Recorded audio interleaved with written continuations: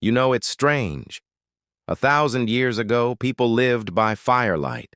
Castles rose from the earth like giants of stone, and every town had its knights, its kings, and its secrets. And now, here in 2025, the Middle Ages are back. I'm not joking.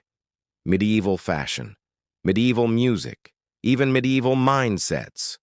Everywhere you look, people are obsessed with knights, castles, swords, and this idea of authenticity. But what if I told you this isn't just a fleeting trend? What if the medieval world is quietly rewriting our modern one?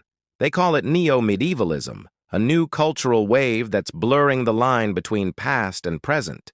And today, we're going to find out why it's taking over everything. So, what exactly is Neo-Medievalism? Think of it as our generation's remix of the Middle Ages. It's knights meet influencers, castles meet social media. It's the old world reborn in pixels, fashion, and fandom. You see it everywhere, from TikTok aesthetics like castlecore to bardcore music, where artists reimagine pop songs as medieval ballads. It's even showing up in architecture, high fashion, and video games. But why now? Why are we suddenly looking backward, to a time we often associate with plagues, swords, and superstition? Well, maybe it's because our own world feels so uncertain again. We're dealing with global conflicts, economic chaos, AI threatening jobs, and misinformation spreading faster than truth.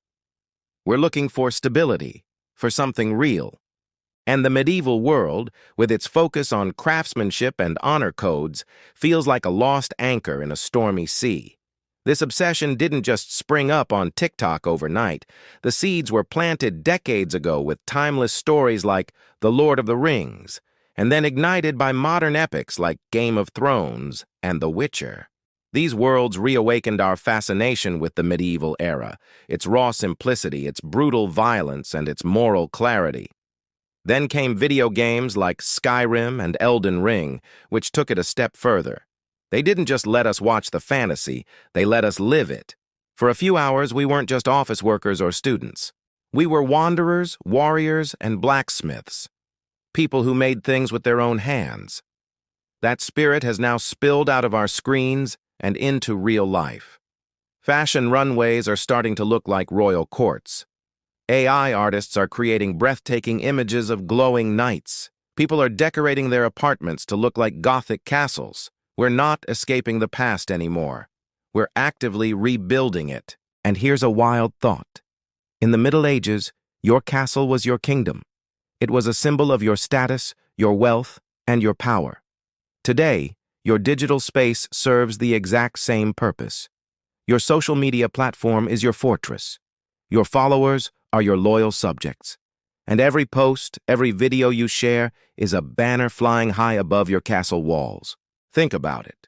Content creators are the new lords and ladies. They rule over digital lands built from followers, clicks, and clout.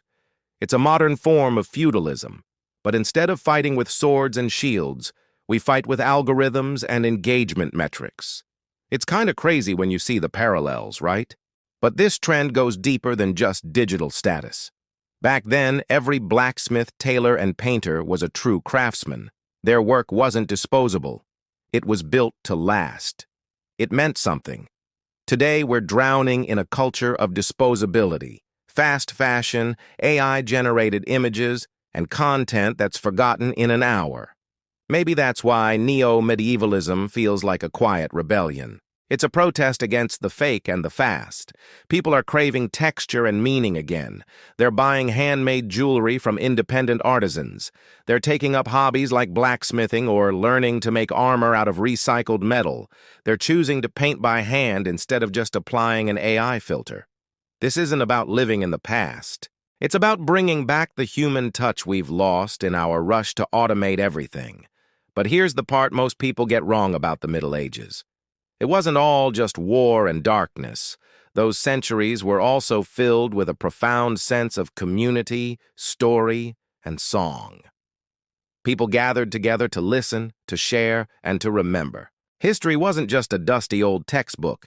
It was a living, breathing thing passed down through generations. And maybe that's what we miss most today. That feeling of belonging, of building something real together.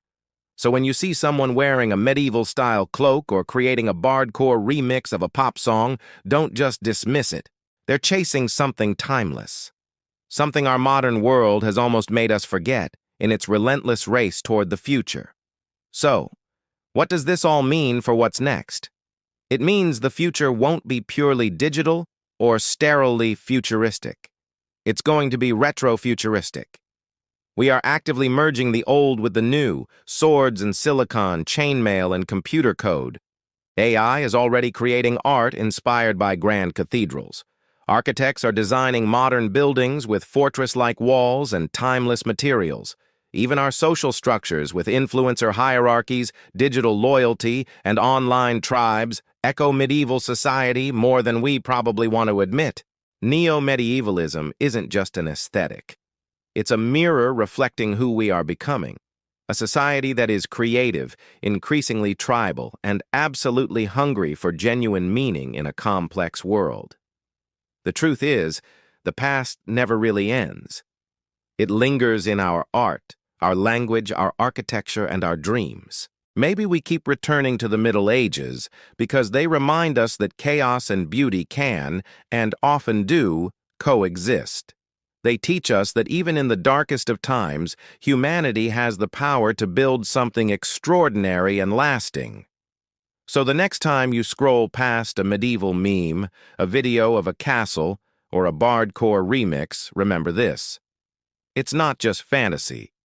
It's history, being reborn right before our eyes. Thank you so much for watching. If you enjoyed this journey into the strange, the forgotten, and the reimagined, please consider subscribing and hitting that like button.